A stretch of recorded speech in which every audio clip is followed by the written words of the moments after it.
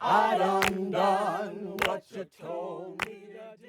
Gullah means that you are a descendant of West Africans who were enslaved here in the Sea Islands, going all the way up from North Carolina all the way down to Florida, but primarily in our South Carolina Sea Islands. They were brought from the coast of West Africa to the Lowcountry and enslaved in order to do the labor of the plantations that helped to build America. The blending of all of those cultures that came together during the transatlantic slave trade that gave birth to this culture called Gullah. Gullah is the most authentic African culture in America. We think Gullah came from the word Gola. The Gullah tribe were rice-growing people in West Africa, and they were brought over to develop rice fields. One of the major reasons why we were selected from the west coast of Africa, especially those rice-producing countries like Sierra Leone, Senegal, Gambia, Angola, the rice coast, was because of our expertise in rice cultivation. We came here with specialized skills, and so we were assigned specific tasks. And if we completed those tasks, let's say by noon, then we had the rest of the day, quote unquote, as free time. They were pretty much left alone certain times in the year, and so they were able to really practice the African way of life. And so it has sustained itself over the last 150 years.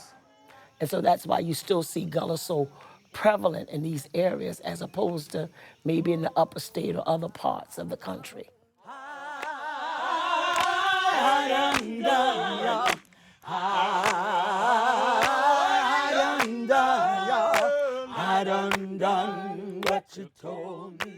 Negro spirituals are really pure West African chants.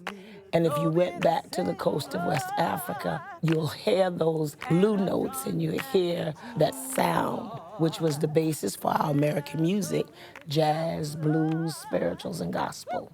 It's the music of the ancestors, and in singing these spirituals, you feel their spirit. It's the music that belongs to us, so it's important that in singing these songs that we remember them. I done what you told me to do. I done what you told me to do. I done what you told me to do. I done what you told me to do. I done what you told me to do. The spirituality of the Gullah people is first and foremost, and family is another aspect that is so very important to the Gullah people. Spirituality, family, food, music, and the language. Really what the Gullah Geechee language is an English-based Creole language. We can just drop one letter from a word and just change the sound altogether. We would probably say, oh, we out here in the yard, okay? We wouldn't say that. We say, we there in the yard. And you really have to know the language to know what we're saying. And that what really made us ashamed of it, because people say it was broken English that we were speaking. But we was just communicating. I mean, we were talking. It was our language. And what people don't have a language? Historically, art has defined the culture. So you take the ingeniousness of people from West Africa and other parts of Africa that brought with them their talents. And when you look at the various architectural design, landscape design, the art of food, cuisine, the art of fabric, the art of architecture, everything imaginable is framed within the context of art. And that takes people. And most of the people were from West Africa. I sold the sweetgrass baskets.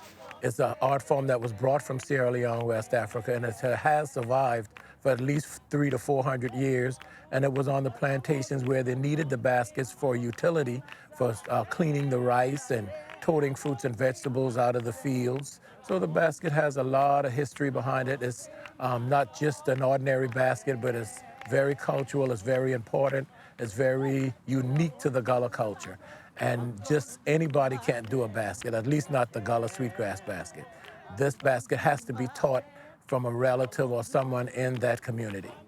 Most Gullah people have certain things that they do. For example, our foodways. I think food is one of our strongest traditions that we still hold. Gullah Geechee food is very, very seasonal, very farm fresh, lots of seafood, shrimp, crabs, because, we live right here on the water. Food brings back memories, food brings back your spiritual memory and your DNA. it also keeps that balance between modernization and the past. This culture is part of your culture. You cannot have the complete story of American history without South Carolina history. You cannot have South Carolina history without Gullah history.